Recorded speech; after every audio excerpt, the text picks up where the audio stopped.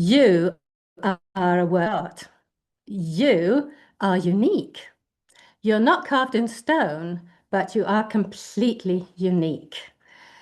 Welcome to Fully Seen, Fully Accepted, Reveal the Best of You. My name is Katrine Horn, and what I would love for you to take away from here is that if you see yourself fully, and if you become a little bit intentional about it, and if you accept yourself fully, that is actually the best version of you.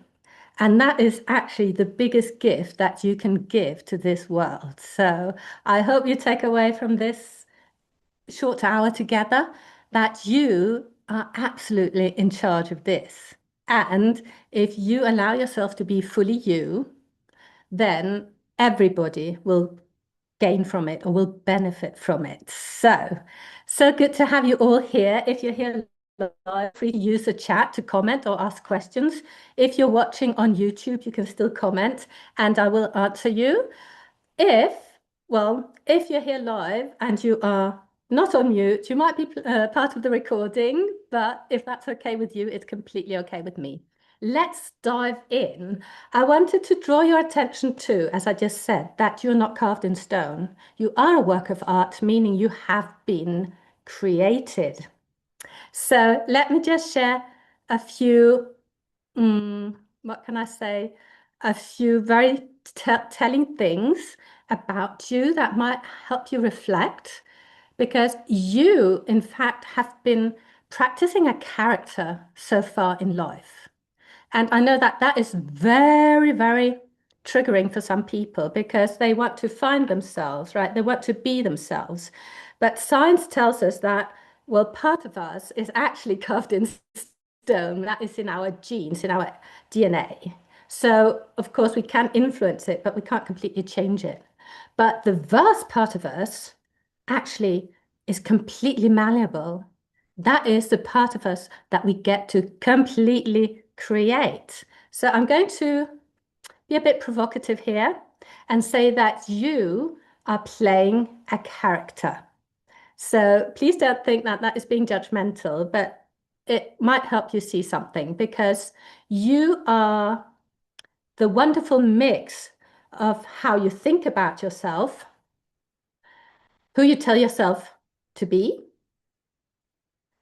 where you focus, where your focus is, what you allow to influence you, your conscious values, your priorities, your habits, and your beliefs. So feel free to screenshot this if that is a verb. I don't know. If you want to keep these questions, please go ahead. If you are on my email list, I will be sending them out.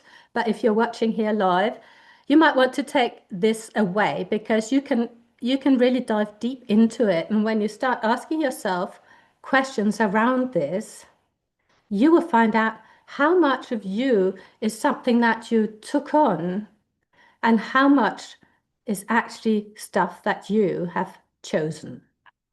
So take the time to take a screenshot because this will disappear now so that we get to dive into some of all of this.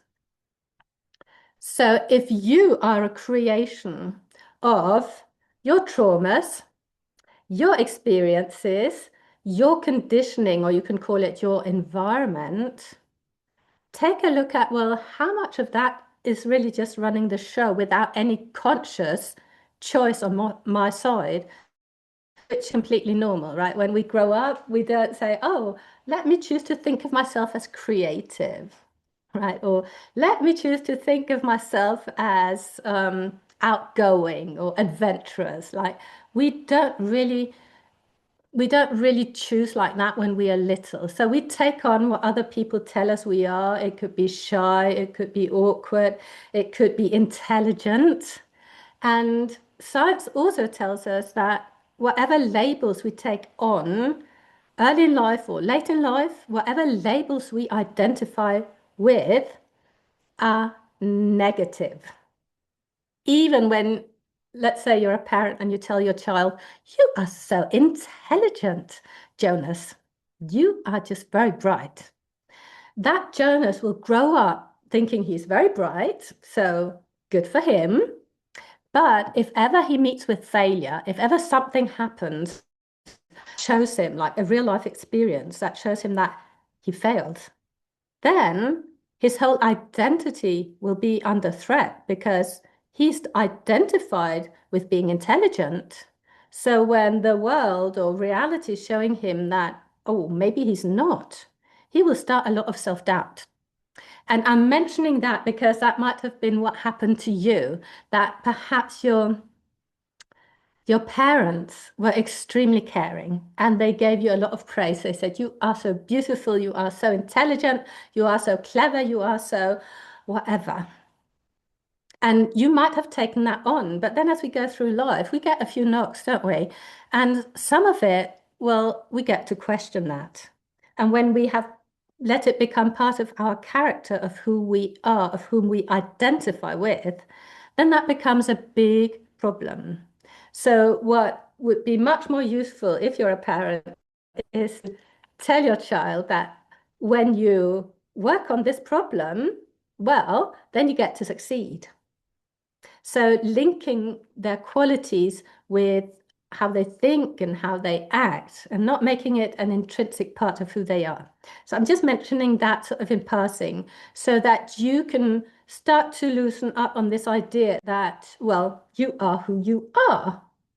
And of course, you are who you are, but some of that you get to choose. So, who you are being now, the character that you're playing, which I'm saying rather provokingly, that character feels good to you because that's the one you've been practicing. It's familiar. So, let's imagine a meadow. I'm in a house with a big meadow in front of it. So, I just thought about this when I was having lunch earlier, that this meadow, if I start walking across it in the sad grass, and if I walk across it, I will tread down the grass. So the first time I'll have to lift my feet quite high, the first time I go through the meadow, and it will require a little bit more effort to walk through it. But the second time, if I do it the day after or not long after, the grass might still be flat and would be a little bit easier. And so I could go a completely different route on the meadow. I could take a left turn, but I could also just stay in the groove that I already created. And that's exactly what happens to our character. We sort of make a groove, and if we keep going in the same direction, if we keep taking that same route all the time, well, then that gets to feel really familiar. We get to identify with it to the point that we believe this is who we are. And the only thing really to help us believe that that is who we are is that it's familiar. So I don't know whether anybody wants to argue with me on that. Welcome to the people who are joining us. But the only reason we identify with some of these things is that we've been practicing those. And it's really just a question of practice. And when I say that, don't you just start thinking, well, if this is what I've been practicing, if I start practicing something different, then what? Then what? And that is when it gets to be really interesting because if you don't feel that you can be fully seen right now as you are, if you feel that there's something holding you back and you feel that it's somehow unacceptable if you just became fully you, if something is holding you back, maybe it could be to do with you not thinking that you're being really the best version of you. And I'm talking from experience, right? I really am. So I wasn't always like this. I used to be hugely overweight, very shy, very unfriendly, an angry young person, right? And that was, of course, not my best version, but it was part of whom I was, right? And that part is perhaps still somewhere inside of me. It's not the one I want to be fully seen, because believe me, when that was me, I didn't want to be seen. I wanted to hide because I knew, I sensed that, okay, this is me, this is whom I identify with. I tell myself nasty things, I don't help myself look good, I'm just not being my best, right? I believe that there's something better in me, but I don't know who that is. And all that confusion, all that waste of energy and time, if I can say so, really just prevented me from embracing who I wanted to be and then becoming more of her. So, are you with me here in the sense that you are not carved in stone and that you have got some wiggling room for deciding whom you want to be?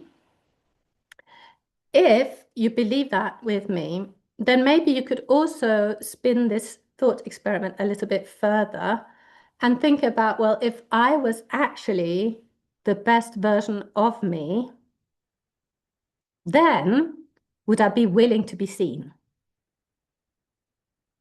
And by being seen, what does that even mean? To me, it means, but feel free to comment if you don't agree or if it means something else to you. To me, it just means that I can take myself anywhere and I can be okay. It means to me that I don't need other people to approve of me or say anything in particular or be anything in particular. I'm okay with it. I'm just being me. And once you can let go of the need to control what other people think of you, that just feels so good because you can just sit back and relax. You don't have to be busy, and by busy, I mean devoting brain space or energy or anything towards, oh, what are people thinking?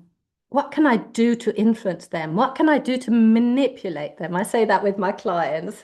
They get a bit upset. But really, when we want people to like us, it's a little bit as if we're manipulating them, isn't it? It's a little bit as if, oh, let me pull this trick on you. Let me do that so that you will like me.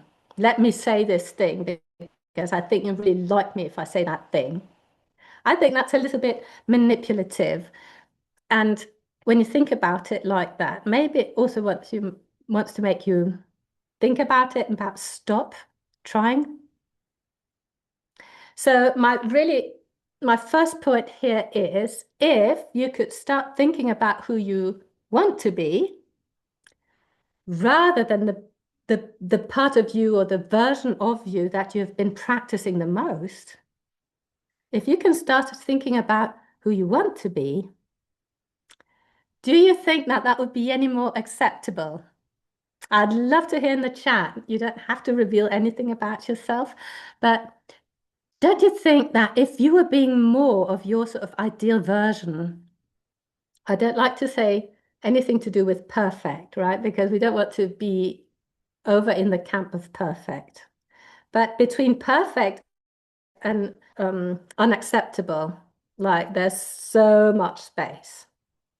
So if you were moving more and more towards the version of you that you could really look up to, that you could really enjoy, that you could really be behind, like feel comfortable promoting out in the world, if you could be more of that, I think it would be more acceptable to most people, don't you?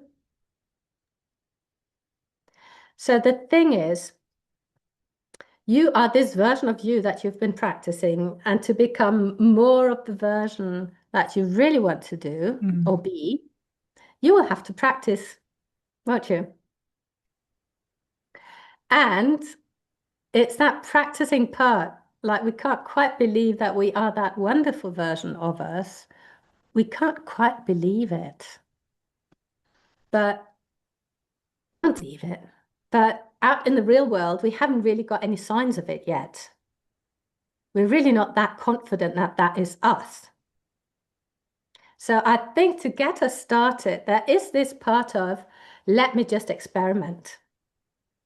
Let me really experiment with this to find out, well, where am I now? Let's say you're identifying right now as being shy and you want to feel confident. Well, instead of looking at it in black and white, what about you looking at it in degrees? So you could ask yourself right now on a scale of 1 to 10, 1 being I'm completely shy, I don't like speaking up. 10 being I'm completely confident to say whatever comes through my mind. Where do you place yourself? On a scale of 1 to 10, feel free to put it in the chat. 7. Yeah. Excellent. Yeah, love it. Excellent. So maybe you want to go from a 7 to 8. 7, 8. Yeah. We've got an 8 here. We've got a 7, 8. Lovely. So if you could get yourself just 1 point further on, what would that really look like? I'm going to challenge you at the end of this workshop. I'm going to challenge you to do something that could feel a little bit scary, but that will tell you where you are on this scale of 1 to 10 in whatever it is you want to change. So let me know if anything comes to mind, anything you want to change. You can use this. It depends on the context. Yes, of course. It really does. And that's really another excellent point we can touch on, because if you identify shy, I'm sure that with some people, you're not at all shy. And if that is the case, you know that, oh, I can be shy, but I can also be outspoken. So if that is the case, oh, I can be outspoken. What prevents me from being outspoken in all circumstances? And then you can take that apart. But that would be a whole other workshop. What I really want you to notice now today is, oh, I've got into this groove of defining myself in a particular way. That groove has in large part been decided by my circumstances, possible traumas, my environment, my experiences, my conditioning. All of that has been decided sort of without me. Like I didn't make a conscious choice in much of this. So let me take it apart, because if I start choosing consciously, then what? And I love this quote by Dolly Parton. I'm not a fan of Dolly Parton, her music, but I mean, I'm sure she's a fantastic artist, but I really love how she's just being full on herself, isn't she? Like she looks this way that not very many people look, right? And she looks completely comfortable. She said, find out who you are and then do it on purpose. I think that is genius. I really think. And it brings in this intentionality. Yes, she is a clever woman. Yes. It really brings in this intentionality. And I think that we have discarded this idea a little too quickly that we actually get to shape ourselves. So watch what happens in your body when I say, this is who I am, versus this is who I choose to be. Like, it doesn't feel the same, does it? I really don't think it feels the same. And so I believe that the more conscious we are of how we choose to show up in the world or to be or any of that, the more conscious of these choices we are, I think the better we can accept ourselves. So that brings me on to my second point of this workshop, which is, how can I say that? Other people can only really accept us if we accept ourselves. Think about it. I'm sitting here talking to you and you're listening to a lot of words. But I think if I start talking, you would still have an opinion about me, wouldn't you? I mean, maybe you can even remember what I said. Like, who can remember what I said at the beginning? Nobody. But I'm still communicating with you, and you are still getting an impression of who I am. Because depending on what research we look at, communication through words is only 10%. So when we meet somebody, we start saying words, that is only 10% of what we're communicating with that person. So what's all the rest? I believe that all the rest we break to many things, but it's really about who we are. I think we receive who people are through who they are displaying themselves to be in front of us. So imagine somebody showing up, being shy, sort of self-effacing, sticking into a corner, being really small, not speaking very loudly, right? They're communicating their own thoughts about themselves, aren't they? And we pick up on them. We really do. We pick up on so much through body language and a lot of other things we can't quite name yet. But maybe one day science will let us know exactly what the mix is. But part of what we are communicating when we meet people is completely unscripted. We don't know what that is, right? We focus so much on what we say, but that is just a tiny part of it. It really is. So when you are out there meeting people, they are willing to believe whatever about you. They are willing to perhaps like you, to dislike you, or anywhere in between. But as human beings, we have been set to a default, and that default is indifference. Because imagine walking down the street, walking down the street in London, you could be saying hello to everybody you cross, right? But that would be so exhausting. And for other people, that would really feel weird, wouldn't it? And it would be really quite tiring to engage with everybody and look them in the eyes and say hello and everything. So we have been designed to be indifferent to most people. Isn't that interesting? Because many of us, and I certainly used to be one, I was so afraid not to be liked. I was so afraid that I had to people please my way through life. And that is really exhausting. But I think it's a bit pretentious to believe that people will find the time and energy to object to us because most likely they will just be indifferent. Imagine you going to a place with lots of people. You probably won't register most of the people. There will be some people that stand out to you that you might want to say hello to or might want to get to know.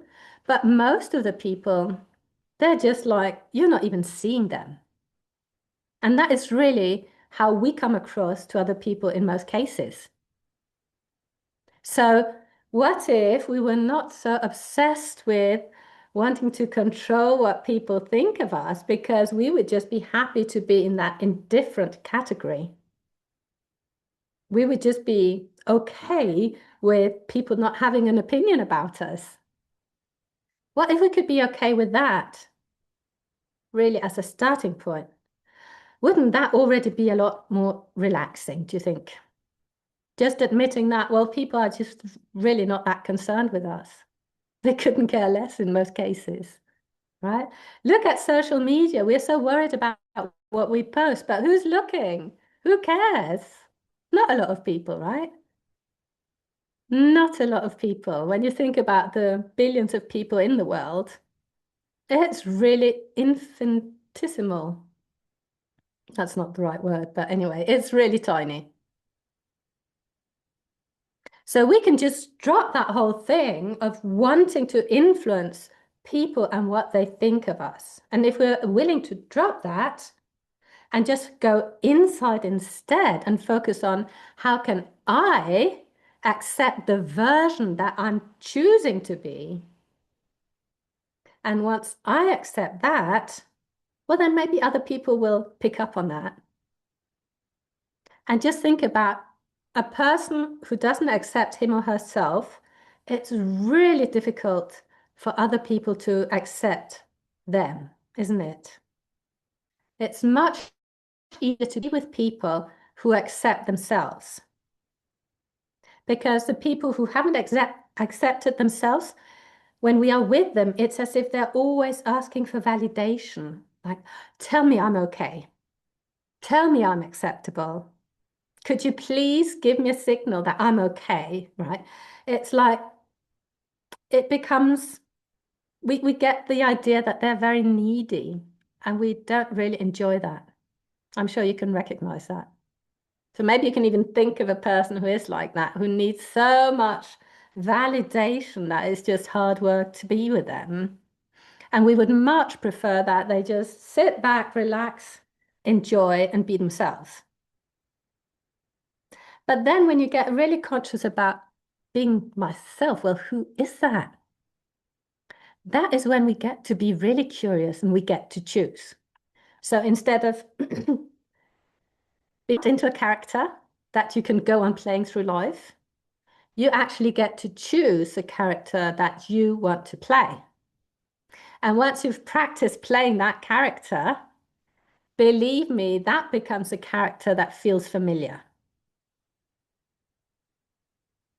So what if you could sit here today and decide, this is who I want to be? What if that was possible? And if you want a little bit of inspiration, what I do with my clients is we go through an exercise where I ask them, well, who do you most admire? And it could be somebody you follow on social media. It could be an actor or actress. It could be somebody you know very well, like a neighbor or a family member, best friend, or somebody like that.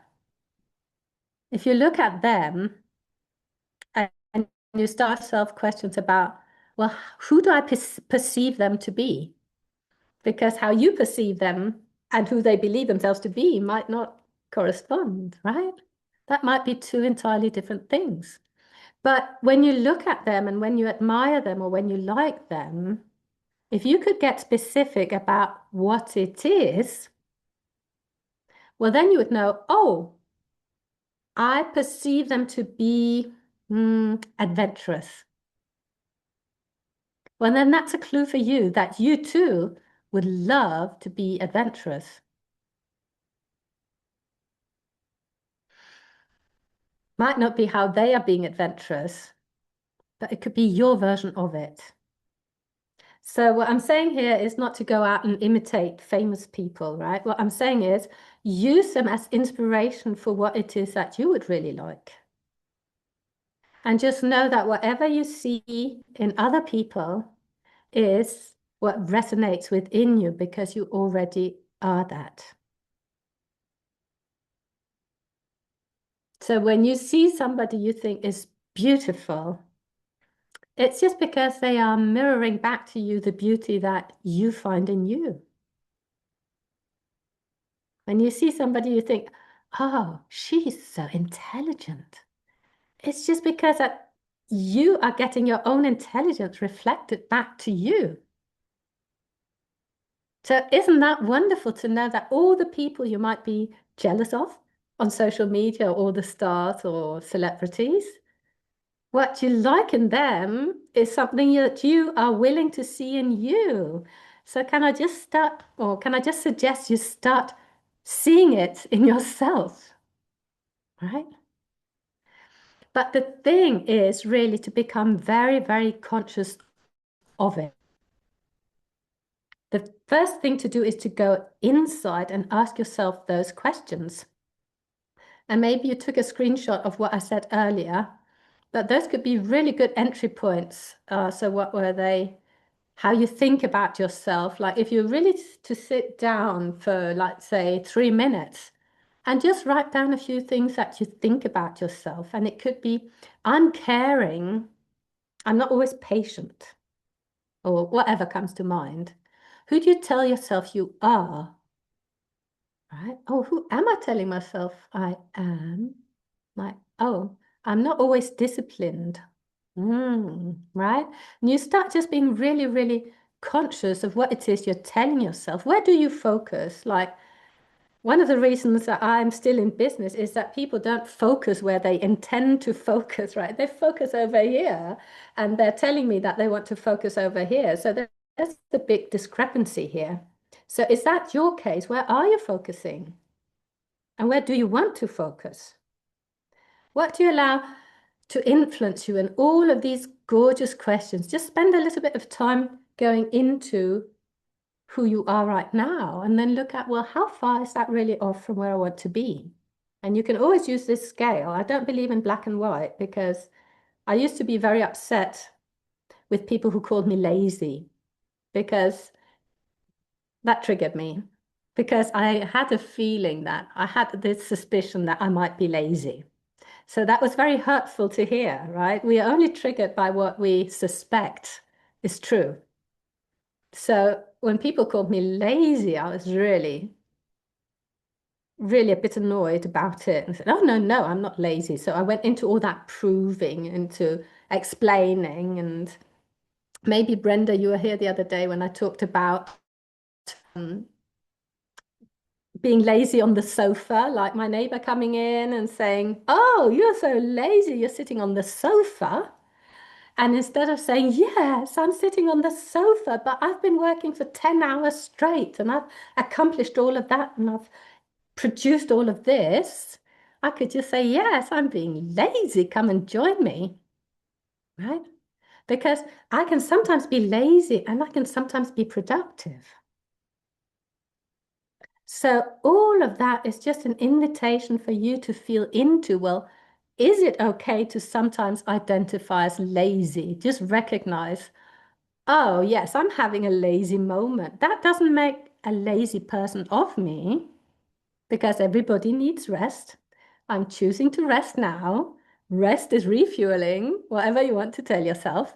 But we are really all allowed to be lazy some of the time. Yes, exactly, Brenda. I really like that. And it's also when you really fully accept yourself, you don't have to defend, right? You don't have to justify, you don't have to explain. You just let go of all of that. I'm just being myself. Take it or leave it. Like, I don't have to manipulate you into liking me. I don't have to prove that I'm worthy, even though I'm sitting on the sofa. I can just let go of that whole thing and enjoy a lazy moment. That feels so good. Yeah. Exactly. So the thing is, when you want to go out into the real world and start practicing being this desired version of yourself, this like having these character traits, having these skills, having these attributes, I don't know what to call them. When you go out practicing that, it can feel really scary, right? Because you don't know how people will react. So you know how they will react to you when you are still playing small, when you're still being discreet, you're hiding a little bit. You know exactly how people are going to react to you, and that feels right, doesn't it? It feels right because that's just what you've been practicing. That's how it's always been. So when you want to sort of loosen up on that, you have to be willing to take risk. And I like to take massive risk. Like I went to the hairdressers, fortunately, 4 weeks ago, and I said, I don't like my hair when it's white. I want it a bit darker. And she turned me into a brunette. She said, oh, I can go slowly. I said, no, no, no, too. I'm quite convinced I want it to be darker. And I came out this version of me I didn't know. So that was fun. But I don't mind really being wrong. So I'm okay with taking huge risks. But not all of us are like that. And it's okay to take it like in baby steps. So let me invite you out into the real world and experiment. Experiment with being seen, perhaps not always in your best light, but being okay with being seen also when you're not being who you really want to be. But you can start off with being at your best, like really being behind who you are being. And I've got 3 things you can go out and experiment with. And it's really up to you how you want to dose them. So it could be huge or it could be really tiny. So I'm going to invite you to speak up, say your own opinion in a context where you wouldn't normally do so. So that could be at work. That's quite risky.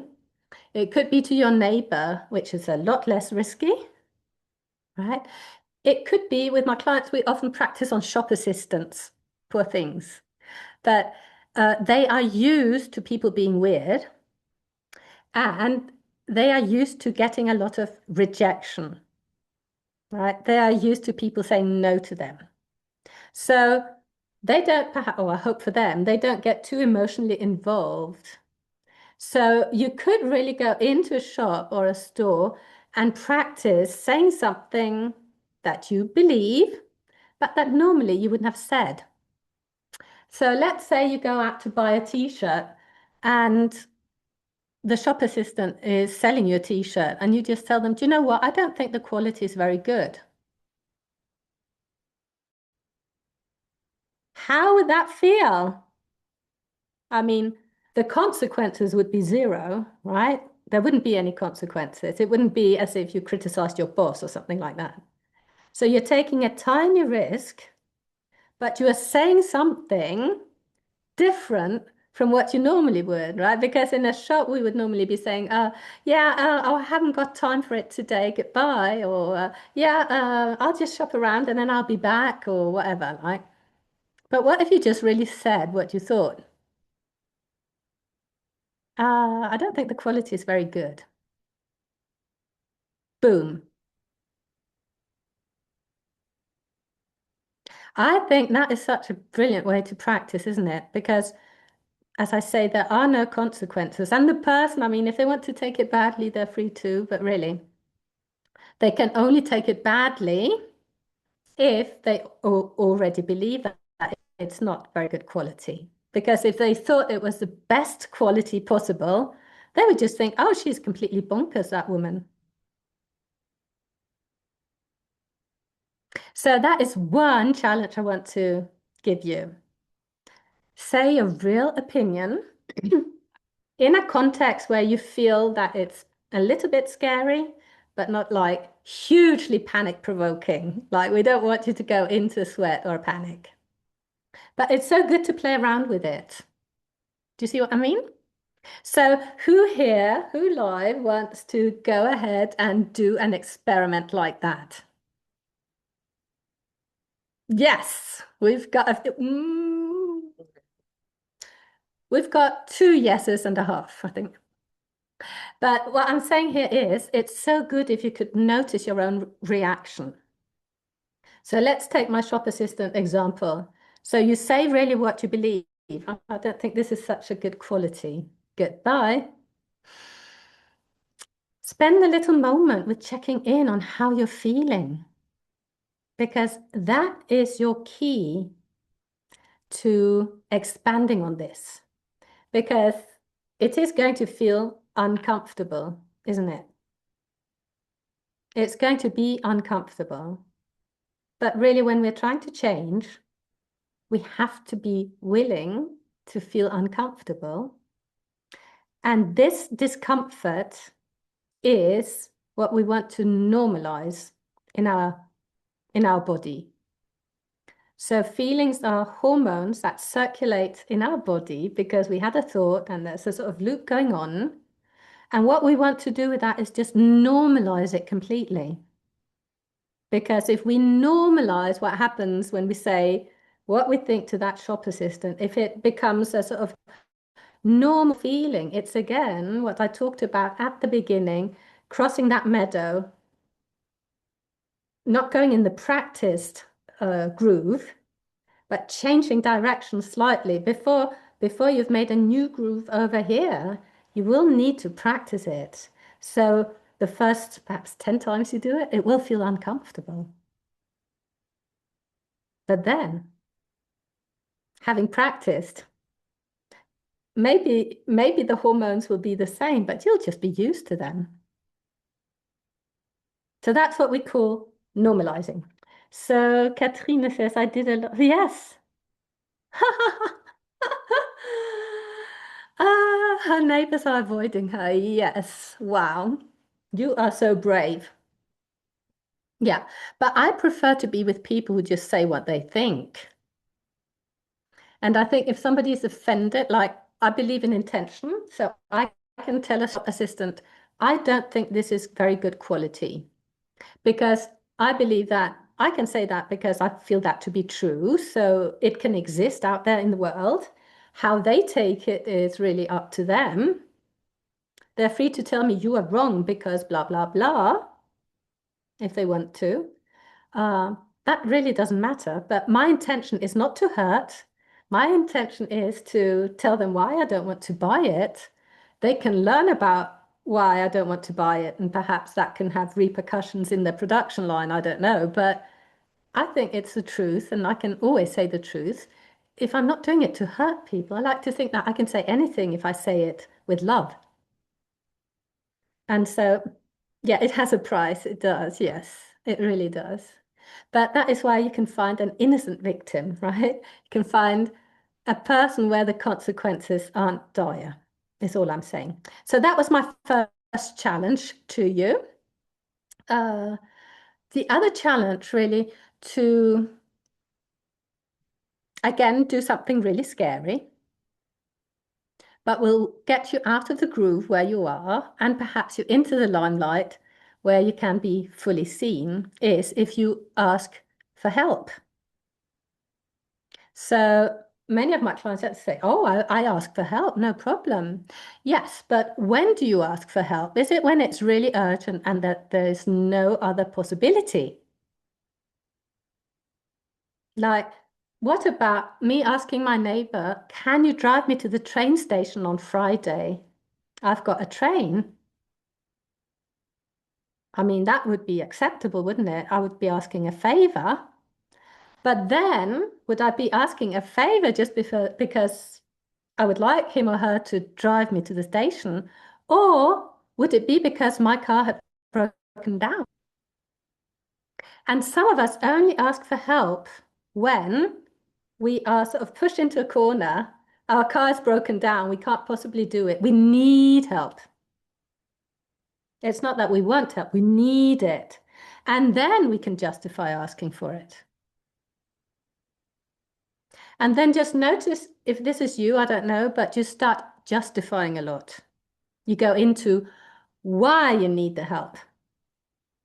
So maybe you're saying things like, oh, could you pick up the children from school on Tuesday because I've got a dentist appointment and I could only squeeze it in here. Otherwise, she can't see me for another 2 months. And it's really a blah, blah, blah. And you go into the justification, explanation, and everything. And perhaps you wouldn't ask for somebody to pick up your children just because, oh, I fancy having a day on the sofa. Could you go and pick up the children? That would be really frivolous, wouldn't it? I mean, what a parent.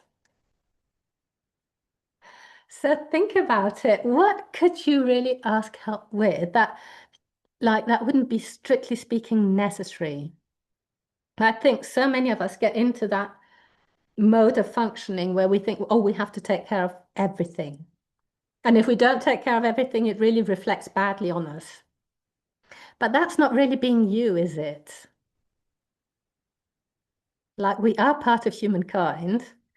And even if some of you have offended the neighbors, we are still surrounded by other people, like we are in humankind. And I think we are allowed to have help, even when it's not strictly speaking necessary. It just feels really good. So that is my second challenge to you. Help before you really need it, before it's urgent, just because it's nice. And again, notice how you feel in your body when you do so. And notice the other person's reaction.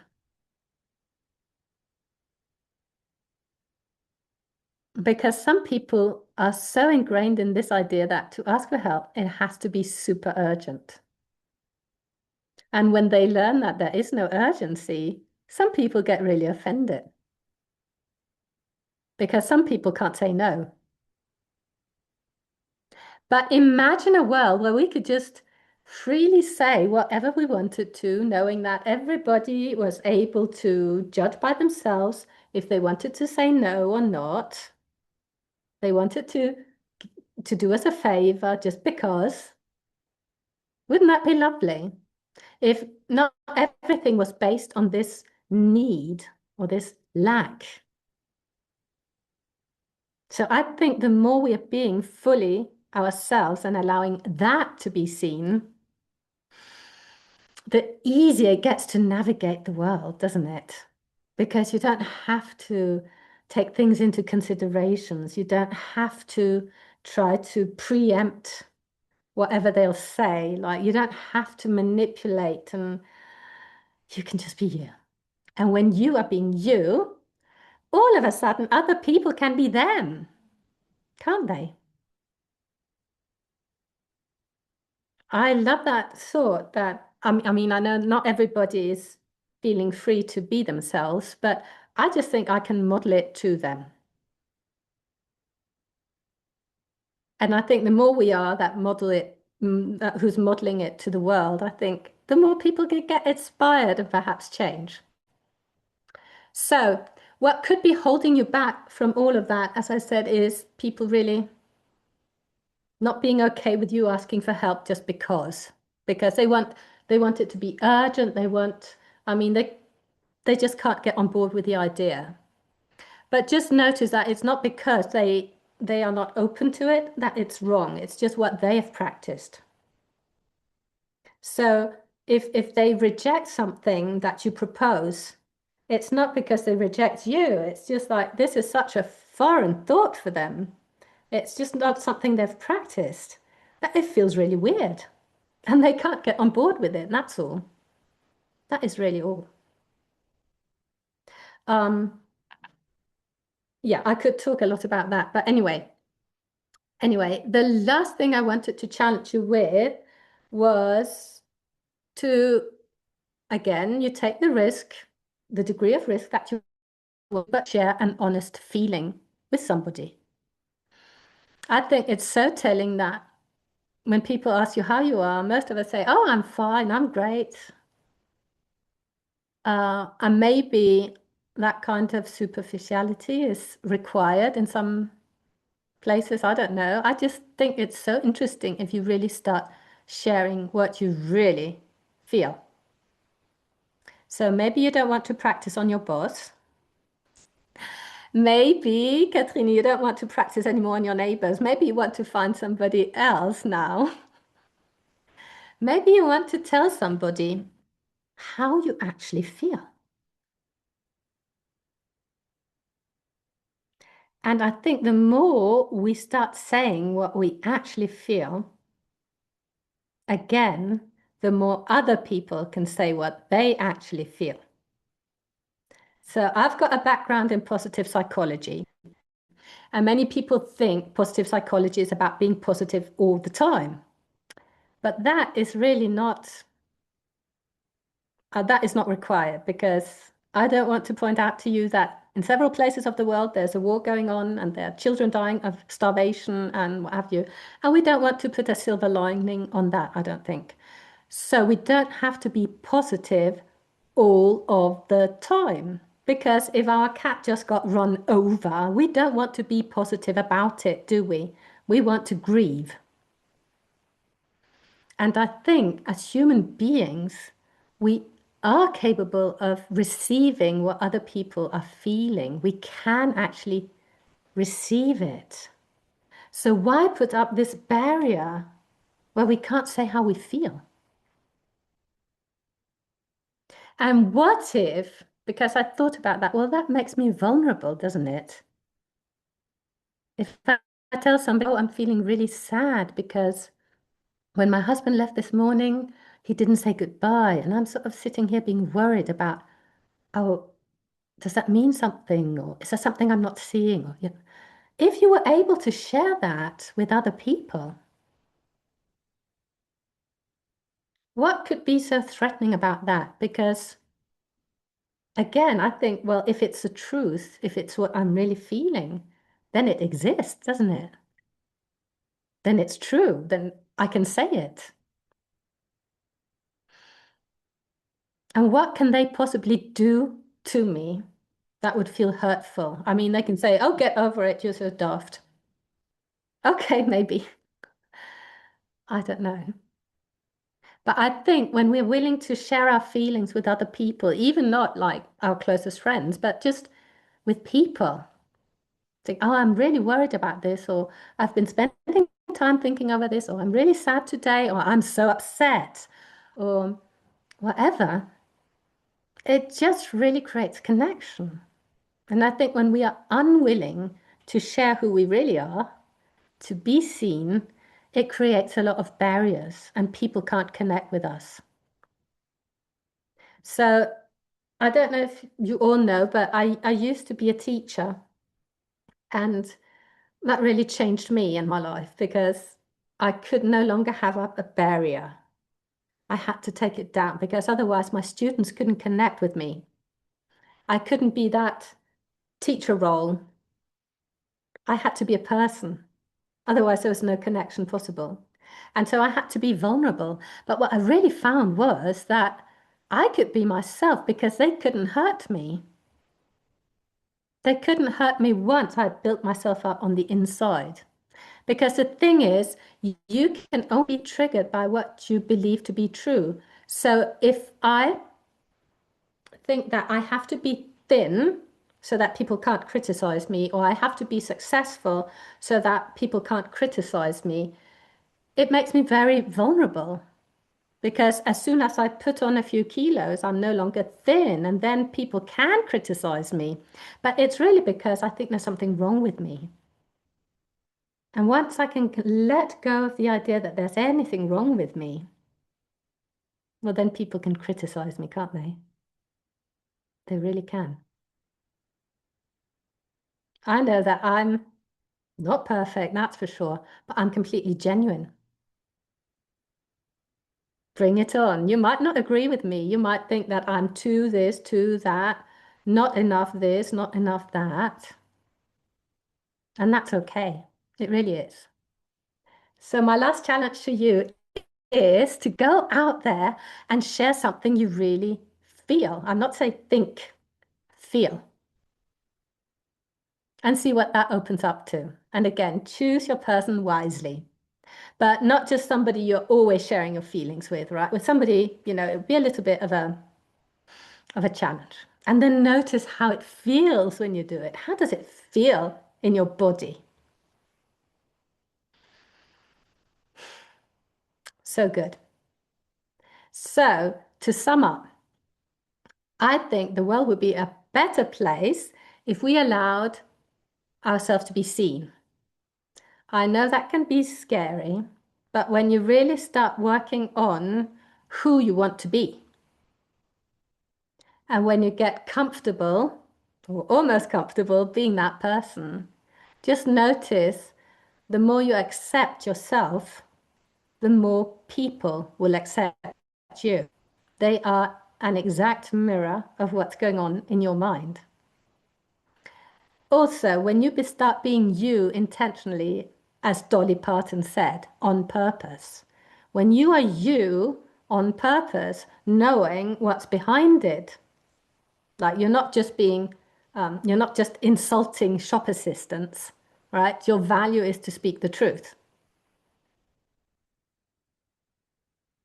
That is actually the biggest gift that you can give to society, I think, to this world.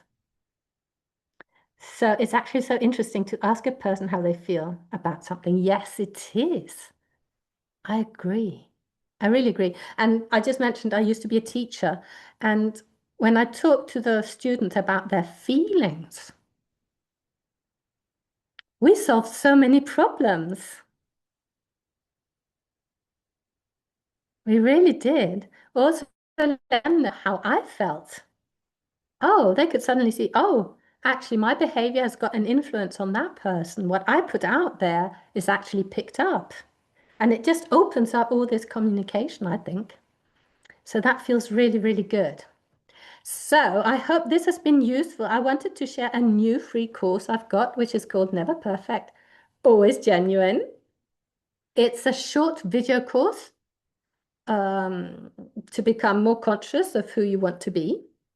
I'm just putting the link to it in the chat so you can go ahead, go and grab that. You will have to leave your email because it's delivered via email. So you get an email for 4 days into your inbox with a video and a few sort of journaling prompts, things to think about. So if that is something that speaks to you, it's free. Go ahead and get that. If you're watching on YouTube, I shall post it somewhere around this YouTube video. Also, I wanted to share with you, if any of you want to go deeper with this material, I love offering my live audit sessions, which is a session, a 1 hour session with me, where we go into what it is you want to go into, but it's around who you believe yourself to be and what you want to accomplish with that person. And we spend a lovely hour together. It's free too. And I can show you what coaching could do for you if you wanted to go ahead with coaching. So that is another option that you're free to avail yourself of. I love meeting people. You are free to get both of them. So the video course is not as in-depth, as you can be when you coach one-on-one with a person, when you go into really all the details of the gorgeous person that you are. But it is a very good sort of opener into the subject where you get to get a lot of clarity around all these subjects we sort of touched on today. And if you want to go ahead and book your life audit session, as I said, it is a 1 hour commitment. And we will talk about you and your goals, your dreams, and all the lovely things that you want to be, do, and have in life. And I'll show you how you can do that. And if you want to, how you could do it with coaching with me. So I think I'll stop the recording there. And if you've got any time at all, feel free to stay behind. Yes, I know you've got an appointment, but it was lovely having you here. Bye for now. Bye to everybody on the replay. It was lovely having you here. I shall talk to you some other time.